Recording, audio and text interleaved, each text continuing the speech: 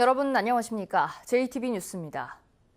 오늘 오전 6시쯤 부안군 위도 북쪽 9km 해상에서 8톤급 연안 통발어선이 전복됐다는 신고가 접수됐습니다. 부안 해경은 사고 해역에 긴급 출동해 선장 등 4명을 구조해 병원으로 옮겼지만 46살 정모 씨 등 3명이 숨지고 베트남 선원 21살 A씨는 저체온증으로 치료를 받고 있습니다. 발견 당시 어선에 충돌한 흔적은 없었고 스크류에는 피해 로프가 감겨 있었습니다.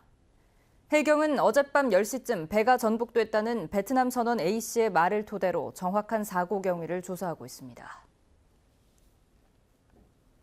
총선을 앞두고 민주당에서 또다시 당원 명부 유출 논란이 불거졌습니다. 박희승 임순남 지역위원장은 도의원들이 당원 명부를 유출해 다른 총선 입지자에게 넘기려 했다며 경찰에 고발했는데요.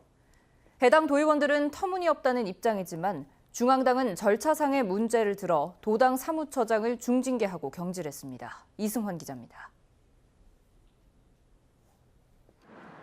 민주당 박희승 임순남 지역위원장 측이 오병현 전북도당 사무처장과 강영구 이정민 도의원을 개인정보보호법 위반 혐의로 고발한 것은 지난 13일. 총선을 앞두고 이들이 갖고 있던 남원 지역 14,000여 명의 당원 명단을 확인해서 다른 입지자에게 제공한 것으로 의심하고 있습니다. 중앙당에서는 이 권리당원 명부가 유출된 것은 내년 총선의 경선의 공정성이 심각하게 훼손됐다 이렇게 보고 있더라고요. 도당은 도의원들에게서 명단을 받아 엿새 동안 중앙당 서버에 한 명 한 명 입력하는 방식으로 권리당원 여부를 확인했습니다. 도의원들은 당원들의 요청으로 확인했을 뿐 명부 유출도 특정 인사 재공설도 터무니없는 억측이라는 입장입니다.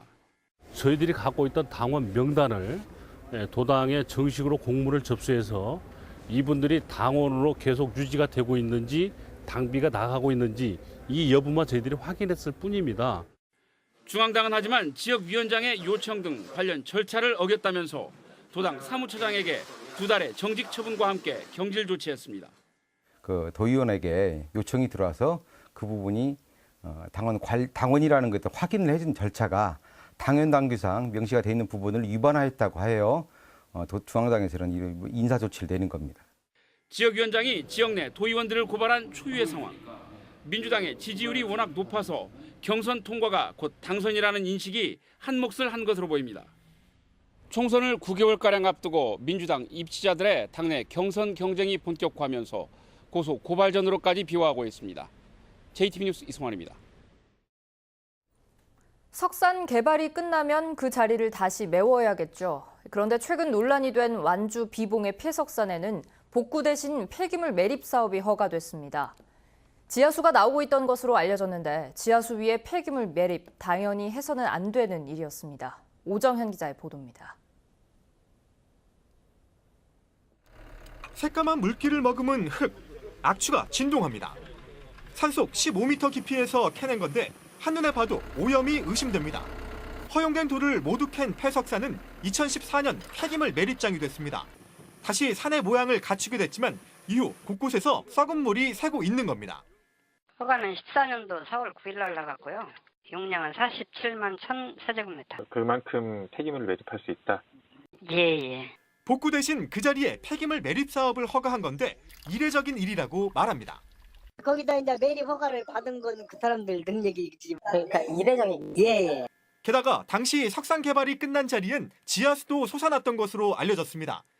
지하수의 침투를 방지할 수 있는 차수 시설을 그렇게 설치를 하는 것이 원칙일 것인데 지금 차수 시설은 안 된 걸로 지금 알고 있어요.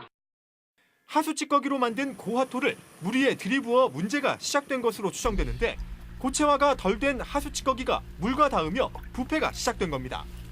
폐석산은 고화토 40만 톤이 묻혀 있는 것으로 알려졌습니다. 복구 대신 폐기물 매립 사업, 그것도 지하수가 솟는 자리에 폐기물을 묻도록 허가한 배경에 대해 설명이 필요해 보입니다. JTB 뉴스 오정현입니다. 롯데 종합경기장 개발 협약을 놓고 전주시와 시민단체가 충돌했습니다. 시민단체는 전주시와 롯데의 수의계약이 지방계약법을 어긴 위법이라고 강조했지만 전주시는 지방계약법이 아닌 외국인 투자 촉진법을 적용하기 때문에 문제가 없다고 맞섰습니다. 김철 기자입니다. 민주사회를 위한 변호사 모임 즉 민변이 전주시와 롯데의 종합경기장 개발 협약은 해제가 가능하다고 주장했습니다. 일반적인 계약 해제는 어렵지만 전주시와 롯데를 도급 계약으로 볼 경우 민법 제673조에 따라 전주시가 롯데 쇼핑에게 손해를 배상한 뒤 계약을 해제할 수 있다는 겁니다. 민변은 또 롯데가 야구장과 육상경기장을 지어 전주시에 기부 체납하는 2012년 계약과 컨벤션 센터와 호텔을 기부 체납하는 2019년 계약은 전혀 다르다고 봤습니다.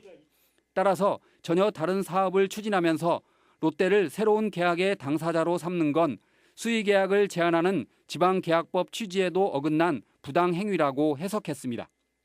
민변에게 법률 자문을 구한 시민단체는 전주시가 롯데와 개발 협약을 체결하면 지방계약법을 어기는 셈이라며 곧바로 법적 조치를 밟기로 했습니다. 이것을 계속 별다른 절차 없이 진행하는 것은 위법입니다. 아직 그 위법 행위를 하지 않아서 저희가 검찰에 고발하거나 그러지 못하고 있는 건데 그게 실행에 옮기는 순간 저희들은 바로 검찰에 고발할 예정입니다. 그러나 전주시의 주장은 다릅니다. 도급 계약은 주로 건설사끼리 이루어지므로 행정과 건설사의 관계인 전주시와 롯데는 도급 계약으로 볼 수 없고 따라서 협약 해지도 불가능하다는 겁니다. 또 지방계약법이 아닌 외국인 투자 촉진법을 적용하기 때문에 롯데와의 수의계약 체결에 문제가 없다고 맞섰습니다. 새로 적용하는 사업에 대해서 새로운 법을 적용하는데 저희가 위법사항이 있다거나 그러지는 않다는 것이죠. 지방계약법을 적용하지 않고 외투법을 적용해서 수의계약으로 가고자 한다는 것입니다. 지방계약법을 적용하면 대규모 공사인 전주시와 롯데의 수의계약은 불가능해 종합경기장 개발이 무산되지만 반대로 외국인 투자 촉진법을 적용할 경우 수의계약이 가능해 개발 절차를 밟게 됩니다. 따라서 시민단체가 전주시를 고발할 경우 법원이 어느 법을 적용하느냐에 따라 종합경기장의 개발 운명이 좌우될 것으로 보입니다. JTB 뉴스 김철우입니다. 새 주인을 찾아 재가동을 준비하고 있는 한국잼 군산공장과 달리 군산조선소는 재가동 계획조차 나오지 않고 있습니다. 견디다 못한 협력업체들이 이달 말까지 정부와 현대중공업이 군산조선소 재가동 계획을 밝히지 않으면 소송을 진행하겠다고 밝혔습니다. 보도에 송창용 기자입니다. 현대중공업 군산조선소가 문을 닫은 건 지난 2017년 7월입니다. 군산에 하나밖에 없는 대형 조선소가 문을 닫으면서 86개에 이르던 협력업체는 24개까지 줄었습니다. 남아있는 업체들도 점점 고사되고 있는 실정입니다. 견디다 못한 군산조선소 협력업체들이 국회를 찾아 정부와 현대중공업에 군산조선소 재가동에 대한 명확한 입장 표명을 촉구했습니다. 이달 말까지 재가동과 관련한 계획을 밝히지 않으면 현대중공업을 상대로 손해배상 청구와 항만부지 원상 복구, 공장 등록 취소 소송을 제기하겠다고 밝혔습니다. 현대중공업의 군산조선소 재가동 문제에 대해 사회 협력업체들과 지역민들에 대한 희망 고문은 그만하고 재가동을 할 건지 말 건지 명확한 입장 표명을 촉구합니다. 기자회견에 함께 나선 정의당 국회의원도 정부가 군산조선소 협력업체 어려움을 외면하고 있다며 대책 마련을 촉구했습니다. 지난 4월 산업경쟁강화 관계장관 회의를 통해 발표한 조선산업 활력 제고 방안에서도 거대 조선소의 결정에 따라 생사를 오가는 중소기업들의 문제에 대한 대책은 전혀 찾아볼 수가 없었습니다. 군산조선소가 문을 닫은 지 벌써 2년.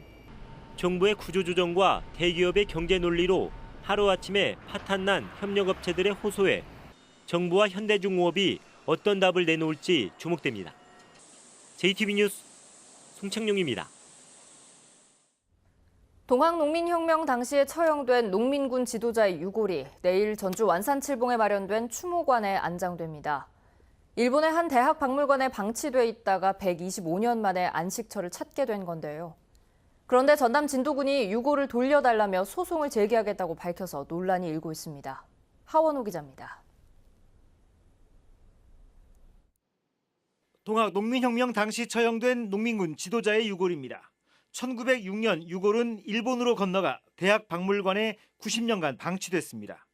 국내로 봉안된 뒤에도 23년간이나 안식처를 찾지 못해 박물관 수장고를 전전했습니다. 이름 없는 농민군 지도자의 유골이 다음 달 1일 전주 완산칠봉에 마련된 추모 공간에 안장됩니다. 동학농민군 최초이자 마지막 장례식. 왜냐하면 대부분의 동학농민군들이 제대로 장례를 못 치렀잖아요. 그런데 안장을 코앞에 두고 전남 진도군이 유골을 그대로 두라며 가처분 신청을 냈습니다.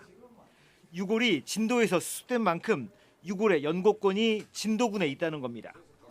법원이 유골의 연고자는 동학농민혁명 기념사업회라며 가처분을 기각했지만 진도군은 유골을 돌려달라는 소송을 다시 제기하겠다고 밝혔습니다. 유골에 대한 신원 확인이 아직까지 명백하게 누구인지까지는 안 밝혀졌거든요. 그리고 후손들도 이제 찾아줘야 될 것 같고. 하지만 그동안 별다른 관심을 보이지 않았던 진도군이 과연 그럴 자격이 있냐는 지적이 나오고 있습니다. 동학농민혁명 기념사업회가 지난 2001년과 2005년 진도군에 유골을 안장해달라고 2차례나 요청했지만 진도군은 이를 받아들이지 않았습니다. 우여곡절 끝에 겨우 안식처를 찾은 농민군 지도자의 유골을 놓고 법정 다툼에 나선 진도군에 곱지 않은 시선이 쏟아지고 있습니다. JTB 뉴스 하원호입니다. 전기버스와 소형 전기차를 만드는 중소기업 4곳이 새만금에 공장을 짓습니다. 협력업체 10여 곳도 투자할 예정이라서 군산과 새만금이 전기차 생산기지로 떠오르고 있습니다. 권대성 기자입니다. 한 번 충전으로 200km를 넘게 달리는 전기버스. 서울과 제주 등의 시내버스로 공급됐습니다. 집에서도 손쉽게 충전이 가능한 소형 전기차. 각각 경남과 충북의 중소벤처기업들이 생산하는 차량입니다. 이 두 업체를 포함해 전기차 생산업체 4곳이 동시에 새만금 장기임대 산업단지에 공장을 새로 짓습니다. 가동을 시작하면 초기에만 330명의 고용 창출이 기대됩니다. 업체들은 서둘러 공장을 짓기 시작해 이르면 내년 말부터 가동을 시작하겠다고 밝혔습니다. 내년 4월 이전에 착공을 해서 1년 이내에 새만금에 추가 생산 시설을 짓는 것을 그렇게 목표하고 있습니다. 중소벤처기업진흥공단은 이들 업체와 협력하는 부품업체 10여 곳도 옮기도록 할 예정입니다. 나아가 군산의 GM과 조선소 협력업체들을 도와서 전기차 산업을 집적화한다는 계획입니다. GM도 떠나고 현대중도 떠나면서 이 협력업체들이 지금 굉장히 파산할 지경이잖아요. 이런 회사들을 전기자율차의 부품 회사들로 사업 전환을 시키고. 전라북도는 전기차 산업 생태계가 빠르게 뿌리 내리도록 상생형 일자리 사업을 추진하고 있습니다. 민관산학 협의가 절차대로 이루어지면서 일자리 또 자동차 산업의 새로운 혁신 동시에 이루어낼 것입니다. GM 군산 공장을 인수한 MS 오토텍, 중국 업체와 손잡은 나노스 등도 전기차 생산 계획을 내놨습니다. 군산과 새만금을 중심으로 전북이 상용차에 이어 전기차 생산 기지로 기대감을 높이고 있습니다. JTB 뉴스 권대성입니다. 무주군이 치매 국가 책임제 시행에 발맞추어 마을 2곳을 치매 안심마을로 지정했습니다. 순창군이 농작물의 병해충 피해를 최대 30%까지 줄여주는 미생물 2종을 발굴했습니다. 나금동 기자입니다. 무주군이 안성면 외당마을과 분안면 가정마을을 치매 안심마을로 지정했습니다. 이들 마을에서는 매주 2차례 치매 예방 프로그램이 운영되고 치매 안심센터 직원이 가정을 방문해 검진과 교육도 실시합니다. 해당 마을뿐 아니라 관내 전 마을과 기관, 단체 등도 찾아가 치매 인식 개선 사업을 통해서 치매 친화적인 무주군이 되도록 하겠습니다. 순창군 농업기술센터가 발효식품과 토양에서 농작물 병해충을 억제하고 작물의 생육을 돕는 기능성 미생물 2종을 발굴했습니다. 이 미생물은 고추 탄저병과 시드름병을 30%가량 줄여주는 것으로 나타났습니다. 농업 미생물을 사용하면은 작물의 생산성을 향상시킬 뿐만 아니라 토양의 비옥도를 높이고 작물의 건강하게 키울 수 있는 효과가 있습니다. 임실군 옥정호 순환도로에 붉은 장미가 만개해 관광객들을 유혹하고 있습니다. 총 12km의 옥정호 순환도로에는 만여 그루가 넘는 덩굴 장미가 심어져 있고 한국관광공사의 아름다운 도로 백선에 꼽히기도 했습니다. 오는 7월 고창사랑 상품권 발행에 앞서 고창군과 한국조폐공사, 지역 금융기관들이 상품권 판매와 관리에 힘을 모기로 했습니다. 고창사랑 상품권은 고창 지역에서 현금처럼 사용할 수 있습니다. JTB 뉴스 나금동입니다.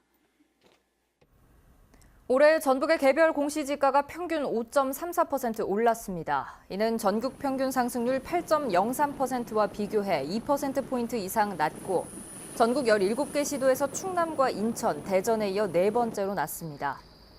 특히 군산조선소와 한국잼 군산공장이 문을 닫은 군산의 개별 공시지가 상승률은 0.15%로 전국 시군구에서 울산 동구에 이어 두 번째로 낮았습니다.